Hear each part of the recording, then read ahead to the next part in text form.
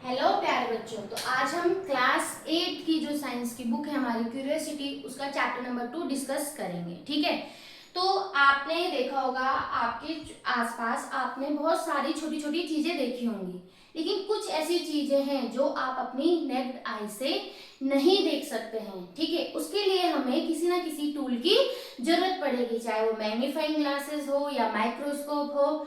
तो आइए आज हम इस चैप्टर में इन सब चीजों के बारे में ही पढ़ेंगे। The invisible living world beyond our necked आई। ऐसा इनविजिबल लिविंग वर्ल्ड, ठीक है, लिविंग वर्ल्ड जो कि हमें अपने नेक्ड आई से नहीं दिखाई देता है। तो आइए आज हम इस चैप्टर को पढ़ते हैं। प्रोब एंड पॉन्डर, कुछ क्वेश्चंस यहाँ पर हैं। Have you ever wonder what you might see if the invisible world around you become visible. क्या आपने कभी ऐसा सोचा है कि अगर आसपास की आपके आसपास जो इनविजिबल वर्ल्ड है, अगर वो दिखाई देने लग जाए तो क्या होगा? How do you think your observation of this hidden world might change the way you think about size, complexity और even we count as living? Have you thought how these tiny living beings interacted with each other? कैसे ये living beings एक दूसरे से interact करते हैं। ठीक है। तो ये सब क्वेश्चंस इसमें हम देखेंगे। तो ऐसे ही कुछ यहाँ पे क्वेश्चंस हैं, आपको यहाँ पे शेयर करने हैं। The human eye can only see objects that are above a certain size. तो ह्यूमन आई एक सर्टेन साइज के ऊपर ही अपनी आंखों से देख सकते हैं। For a long time many tiny things around us remain unknown. बहुत लंबे टाइम तक बहुत सारे ऐसे टाइनी थिंग्स, छोटी छोटी चीजें थी जो हमें पता नहीं थी। ठीक है। Long ago, people discovered that a curved piece of glass could make a small things looks bigger. बहुत टाइम पहले पीपल ने क्या डिस्कवर किया कि एक कर्व्ड पीस ऑफ ग्लास क्या कर सकता है, छोटी सी चीज को बड़ा भी दिखा सकता है। द पीस ऑफ ग्लास और शेप्ड लाइक अ लेंटिल सीड। इसका जो साइज, इसकी जो शेप होती है वो लेंटिल सीड या मसूर की दाल की तरह होती है, जो कि कैसा होता है, बीच से उभरा हुआ और साइड से ऐसे पतला। ठीक है, इस तरीके से। तो थिक इन द मिडल, ठीक है, बीच में कैसा है, thick and thin at the edges. Edges में कैसा है, ये थिन है। तो इसी को क्या कहा गया है, दे आर कॉल्ड लेंस। जो पीस ऑफ ग्लास है जिसका साइज, जिसका जो शेप है वो लेंटिल सीड की तरह है और साथ ही साथ कैसे दिखाई, यानी कि बीच में थिक है। ठीक है, middle, thick in the middle and thin in edge, they are called lens. तो इनको क्या कहा गया है, लेंस कहा गया। Over time lenses were improve to become more powerful. धीरे धीरे धीरे धीरे इन लेंसेज को ज्यादा पावरफुल बनाया गया है। Each new tool from simple magnifying glass to microscope help human see what their eyes couldn't. ठीक है। तो धीरे धीरे जैसे ये नए टूल बनाए गए, तो इन टूल के हेल्प से हम क्या कर सकते थे, ऐसी चीजें देख सकते थे जो हमारी नेक्ड आई नहीं देख सकती थी। The invention of the microscope open a fascinating hidden world filled with tiny living creatures. We will explore some of these life forms in this chapter. तो इन्वेंशन ऑफ माइक्रोस्कोप्स की हेल्प से ऐसे tiny, जो छोटे छोटे आपके living creatures थे, उनको इजीली देख पा रहे थे, उनके बारे में जान पा रहे थे। तो इस चैप्टर में हम इन सब चीजों के बारे में ही एक्सप्लोर करेंगे। तो you have already learn about the amazing variety of living beings. ठीक है, आपने बहुत सारे लिविंग बींग्स देखे होंगे।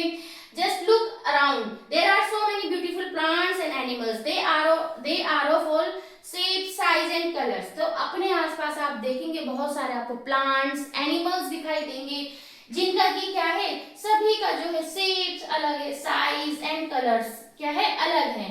सम living beings are tiny while others are really big. कुछ लिविंग बींग्स तो ऐसे बहुत छोटे हैं जैसे कि चींटी से लेकर, और कुछ लिविंग बींग्स ऐसे जो बहुत बड़े हैं जैसे कि हाथी हो गया। तो they differ not only in their structure but also in many other features. तो सिर्फ स्ट्रक्चर में ही उनमें डिफरेंस नहीं है, उनके जो बाकी भी जो फीचर्स हैं उनमें भी क्या है, डिफरेंस है। ऑल दीज लिविंग बींग्स, ठीक है, all these living beings whether plants और एनिमल्स आर कॉल्ड ऑर्गेनिज्म। ठीक है, अब जितने भी लिविंग बींग्स हैं, चाहे वो प्लांट्स हो, एनिमल्स हो, ठीक है, वेदर प्लांट्स और एनिमल्स आर कॉल्ड ऑर्गेनिज्म। इनको हम क्या कहते हैं, organism. All living beings plants and animals are called organism. उन्हें क्या कहते हैं? ऑर्गेनिज्म। अगर ऑर्गेनिज्म की डेफिनेशन आती है तो क्या है? All living beings. तो लिविंग बीइंग्स में आपके प्लांट्स भी आते हैं, एनिमल्स भी आते हैं, उनको हम क्या कहते हैं? Organism. Have you ever noticed the smallest organism around you that is visible to the naked eye? Think about is how small a thing can your eyes actually see? तो आपने देखा होगा, आपने अपने आसपास कोई छोटी से छोटी चीज देखी होगी, लिविंग बीइंग, है ना? और अब आपको ये ऑब्जर्व करना है कि आपकी आंखें कहाँ तक, कितनी छोटी चीजों तक देख सकती है। You might have seen some people using a reading glasses. आपने देखा होगा कुछ लोग क्या करते हैं? रीडिंग ग्लासेस यूज करते हैं पढ़ने के लिए। How does it help them see better? Or what happens when we use a magnifying glass to observe something? तो कैसे वो रीडिंग ग्लासेस उनको हेल्प कर रहा है, और कैसे जो मैग्नीफाइंग ग्लासेस हैं किसी भी चीज को ऑब्जर्व करने के लिए हेल्प कैसे करते हैं, तो हम इसको एक एक्टिविटी के थ्रू देखते हैं। तो let us observe. Take a round bottom flask made up of glass as shown in the figure. आपको क्या करना है? एक राउंड शेप का फ्लास्क लेना है, ग्लास का बना हुआ, और उसको क्या कर देना है? फिल इट विद वाटर, और वाटर से आपने इसको फिल कर देना है। Close the mouth of the flask with a cork. अब आपको क्या करना है? इसका जो माउथ है वो कॉर्क की हेल्प से क्लोज कर देना है। Now place the flask on open book and look at the letters through it. अब आपने क्या करा? ओपन बुक के ऊपर इसको रख दिया, और आपको अब इसके लेटर्स को देखना है। तो यहाँ पे जो आपको नॉर्मली दिख रहे हैं जो लेटर्स, बहुत छोटे छोटे दिख रहे हैं, और यहाँ पे जो लेटर्स दिख रहे हैं ये थोड़ा इसके कंपैरिजन में बड़े दिख रहे हैं, है ना? तो ऐसा क्यों? Do you notice something interesting? The letters appear larger when we seen through the flask. जब हमने फ्लास्क के थ्रू देखा तो हमें जो लेटर्स हैं वो थोड़ा बड़े दिखाई दे रहे हैं। This happen because the flask filled with water act like a magnifying glass.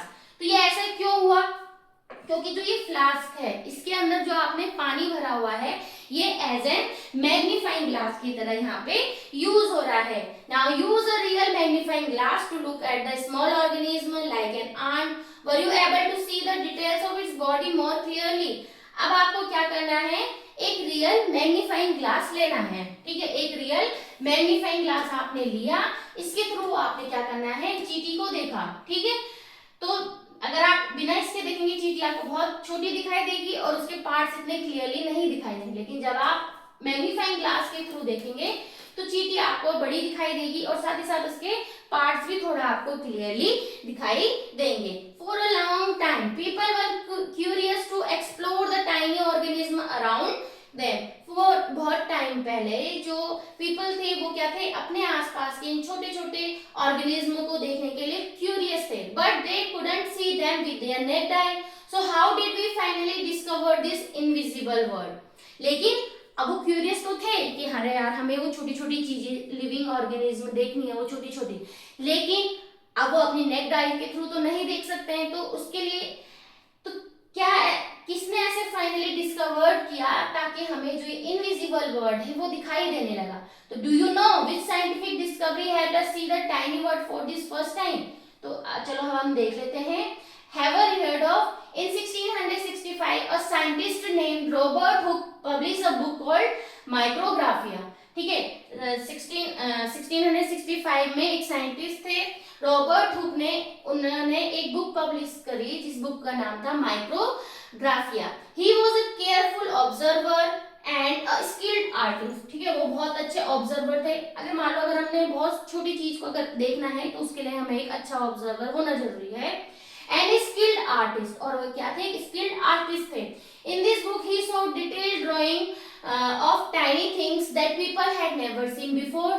Things he saw using a tool we now called a microscope. इन्होंने माइक्रोस्कोप्स की हेल्प से ऐसे छोटे छोटे टाइनी ऑर्गेनिज्म देखे, ठीक है? और उनको क्या किया? उन्होंने, एक अच्छे आर्टिस्ट भी थे तो उन्होंने क्या किया? उनको अच्छे से ड्रॉ किया अपनी इस बुक में। His microscope made things looks 200 to 300 bigger than what one could see with the unaided eye.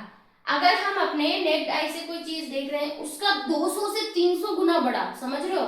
200 से 300 गुना बड़ा दिखाई देता है, ठीक है? जिससे उन्होंने देखा, यानी कि माइक्रोस्कोप के through. One day he looked at the thin slice of core and so it was made up of many small empty spaces. These compartment remind him of a honeycomb. अब उन्होंने क्या किया? जैसे वो कॉर्क होती है ना, जैसे यहाँ पे दिया गया है, ठीक है, कॉर्क होती है, तो उन्होंने क्या किया, उसकी एक पतली सी स्लाइस ली उन्होंने, ठीक है, एक छोटा सा स्लाइस लिया।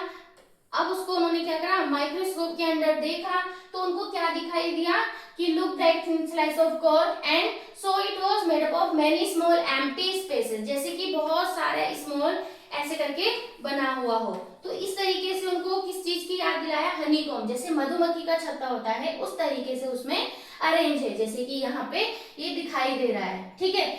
तो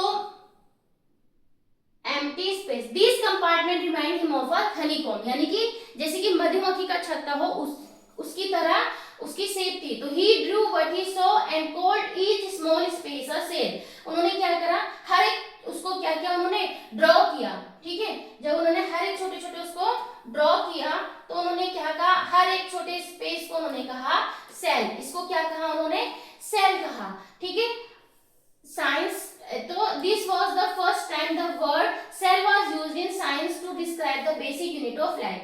तो इस तरीके से, ठीक है, सबसे पहले साइंस में सेल वर्ड का यूज किया गया, किसके लिए, बेसिक यूनिट ऑफ लाइफ, ठीक है, बेसिक यूनिट ऑफ लाइफ, यानी कि लाइफ की जो सबसे बेसिक यूनिट है वो है सेल, फिर आगे जाके उससे बड़े होंगे, ठीक है, टिश्यू, फिर उससे आगे ऑर्गन। तो सबसे जो बेसिक यूनिट है, बेसिक यूनिट यहाँ पे क्या है, सेल है। Around the same time in 1660 Antony van Leeuwenhoek, a Dutch scientist, made better lenses that allow him to build more useful microscope, ठीक है। फिर दूसरे साइंटिस्ट आए, उन्होंने एक और भी ज्यादा यूजफुल माइक्रोस्कोप बनाया। He was the first person to clearly see and describe tiny living things like bacteria and blood cells. अब देखो, ये ऐसे पहले पर्सन थे जिन्होंने जैसे कि बहुत छोटे टाइनी थिंग्स को देखा उन्होंने, जैसे कि बैक्टीरिया और ब्लड सेल्स को, जिसको हम देख भी नहीं सकते बिल्कुल ना।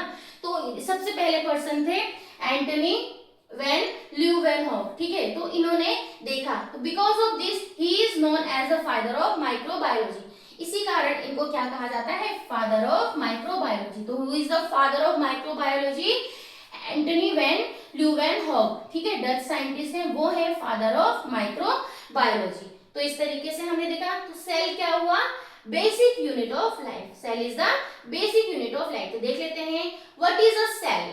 तो cell is the basic unit of life, ठीक है, जिसे पहले साइंटिस्ट ने बता दिया था। तो all living beings are made up of cells. You might wonder what cells actually look like. Let us take a closer look at the basic structure of cell using a microscope. तो जितने भी living organism हैं, सब के सब किससे मिलके बने हुए हैं, सेल से मिलके बने हुए हैं, ठीक है। तो चलो हम देखते हैं कि जो सेल का जो स्ट्रक्चर है वो कैसे दिखाई देगा माइक्रोस्कोप की हेल्प से। तो let us study a cell. Take a onion bulb from your kitchen और garden and wash with thoroughly with water. आपको अनियन यानी कि प्याज लेना है, ठीक है। Cut the onion bulb vertically into the pieces, जैसे यहाँ पे दिखाया गया है, वर्टिकली उनको कट कर देना है।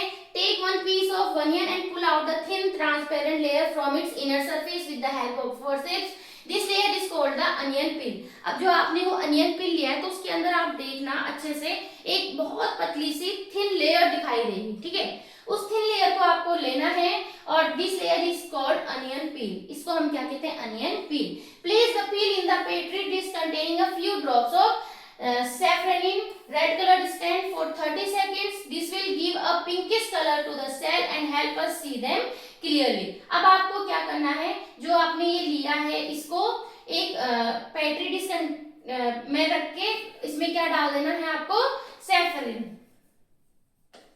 सैफरन आपने पुट किया जो कि आपका रेड कलर का होगा, ठीक है। जब आपने इसको इसमें डाला तो ये आपका क्या करेगा, जो कलर है वो पिंकिश कलर दे देगा, किसको, अनियन पील को, जिससे कि हम उसमें जो भी स्ट्रक्चर है वो क्लियरली देख सकते हैं। With the help of thin brush transfer the onion peel to another petri dish containing water to rinse the peel and remove extra stain. तो जैसे यहाँ पर दिया गया है, ठीक है, सबसे पहले सैफरन हमने इसमें ऐड किया, अनियन पील लिया, फिर उसको हमने ब्रश की हेल्प से अच्छे से उसमें प्लेट में या किसी दूसरे कंटेनर में उसको अच्छे से प्लेस कर देंगे, ठीक है। फिर उसको इसको क्या करेंगे, वाटर की हेल्प से इसको अच्छे से वॉश कर देंगे ताकि जो एक्स्ट्रा स्ट्रेन है वो इससे हट जाए। Now carefully place the strain onion peel on the glass slide using thin brush ensure. ठीक है, अब आपको इसको क्या करना है, दूसरे उसमें आपने इसको अच्छे से प्लेस कर दिया है, ठीक है, ताकि जो भी एक्स्ट्रा कलर था वो इससे हट जाए। तो उसको एक साफ सुथरा उसमें रख देंगे। Put a drop of glycerine over the onion peel. अब आपको अनियन पील के ऊपर क्या रखना है, इसमें ग्लिसरीन डाल देनी है, ठीक है, ग्लिसरीन की कुछ ड्रॉप्स इसमें डाली आपने। The glycerine will prevented drying of the cells and improve clarity for better visualisation of the cell.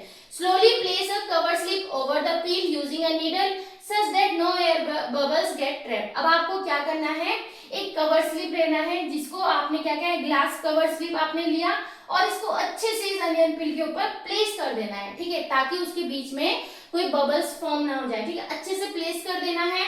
और उसको क्या करना है, using blotting paper to gently wipe off any extra glycerine around the edges of the cover slip. तो इससे पहले आपने glycerine use किया था, तो जब आपने इसके ऊपर कवर स्लिप रखा तो कुछ जो आपका ग्लिसरीन है वो इस कवर स्लिप के एजेस में लग गया होगा, तो उसको आपको क्या करना है, क्लीन करना है। Observe the slide under a microscope. Microscope के अंदर जैसे वहां पे दिखाई दे रहा है उसको क्या करना है, ऑब्जर्व करना है, ठीक। तो what similarity do you find in the figure this. तो यहाँ पे जब उसको माइक्रोस्कोप, जो अनियन पील था उसको जब माइक्रोस्कोप की हेल्प से दिखाई दिया तो ऐसा कुछ दिखाई देगा, ठीक है। किस तरीके से दिखाई दे रहा है, इस तरीके से कुछ दिखाई दे रहा है।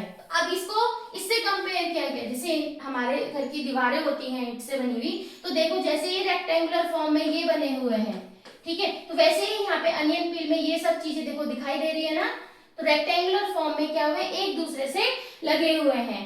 तो इस तरीके से अगर हम इसको माइक्रोस्कोप की हेल्प से देखेंगे तो इस तरीके से हमें उसमें कुछ दिखाई देगा। तो उसमें क्या दिखाया गया है, यहाँ पे जो ये सर्कल टाइप में दिखाई गया इनको न्यूक्लियस कहते हैं, ठीक। इसके बाहर जो आपको ये लेयर दिखाई है इसको सेल मेम्ब्रेन कहते हैं, इसके एक और बाहर आपको एक और लेयर दिखाई देगी सेल वॉल कहते हैं, और सेल मेम्ब्रेन और न्यूक्लियस के बीच में एक लिक्विड टाइप का फिल रहता है, उसको हम क्या कहते हैं, साइटोप्लाज्म कहते हैं, ठीक है।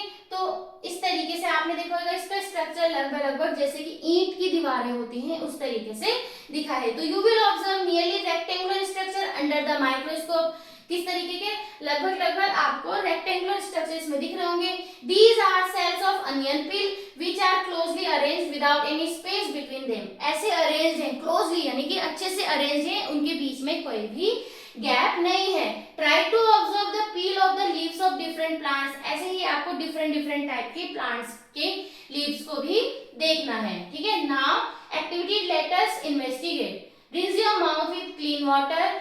Use the blunt end of a clean toothpick and gently scrap a inside your cheek. तो आपको क्या करना है, अब ह्यूमन बॉडी से अगर लेना है तो यहाँ से माउथ से लेंगे, ठीक है, छोटा सा टुकड़ा, ठीक है, हल्का सा बताया गया इसमें। Place the scrap material in a drop of water और on a clean glass slide and spread it evenly.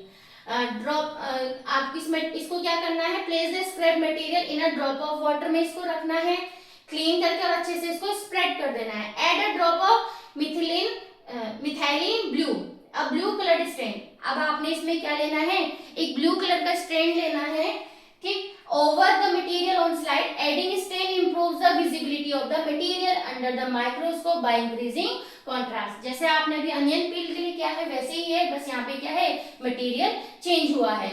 After 1 minute, add a drop of glycerin। अब आपको इसमें अगेन ग्लिसरीन ऐड करना है एंड इसको over the material on the slide to prevent the cell from drying। सूखने से बचाने के लिए उसमें ग्लिसरीन हमने ऐड किया।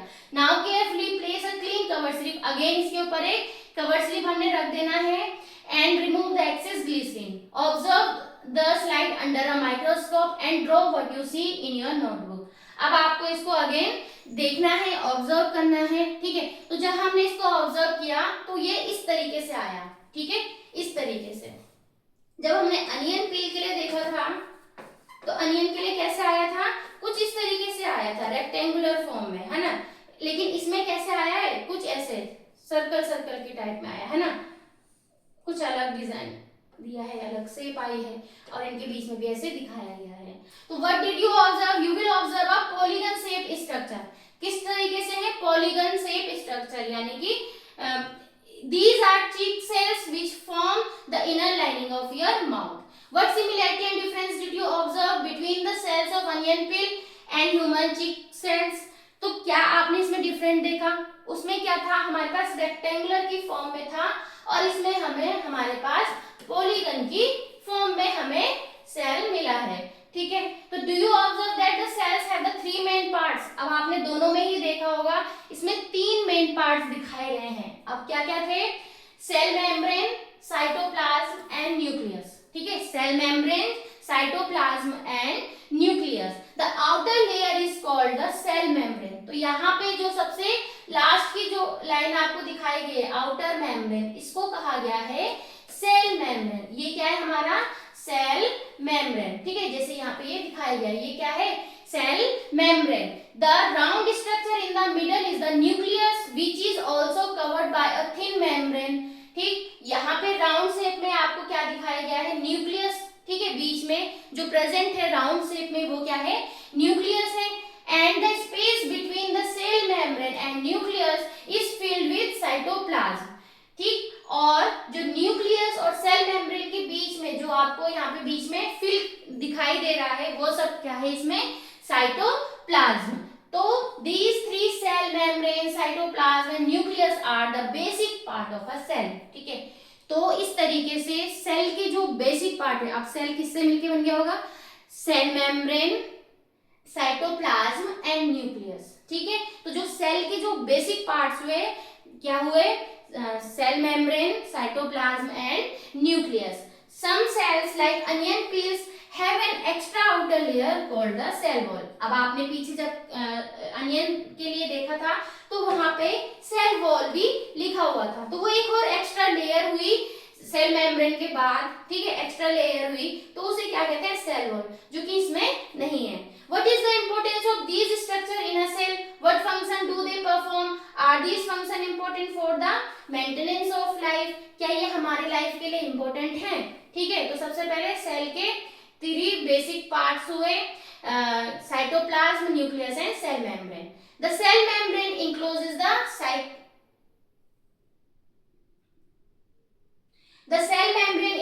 the cytoplasm and nucleus. अब जो सेल मेम्ब्रेन है, ठीक है, ये जो बाहर की जो लेयर है ये सेल मेम्ब्रेन है, ये क्या कर रही है? The cell membrane encloses the cytoplasm and nucleus. इस सेल मेम्ब्रेन के अंदर ही तो क्या है? यहाँ पे इनको अंदर ही रखती है, किसको? न्यूक्लियस को और साइटोप्लाज्म को।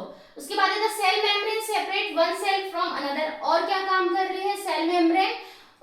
सेल मेम्ब्रेन वो क्या कर रही है? एक सेल को दूसरे सेल से डिफर कर रही है, यानी कि हमें इससे तो पता चल रहा है कि ये एक सेल हुआ, फिर ये दूसरा सेल हुआ, किसके through? With the help of cell membrane. ठीक है, तो ये क्या कर रही है? सेपरेट कर रही है वन सेल को अनदर सेल से।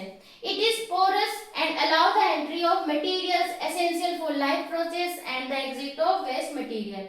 ये कैसा होता है? पोरस होता है। ठीक है, जिससे कि कोई भी चीज आपकी पास हो सके, है ना। And allow the entry of material essential for life process, and ऐसे मटेरियल को पास करने में हेल्प करती है जो हमारी लाइफ प्रोसेस के लिए क्या है? इंपॉर्टेंट है। And the exit of waste material, और कुछ ऐसे वेस्ट मटेरियल है जिनको एग्जिट करना है, उसके लिए हेल्प करती है।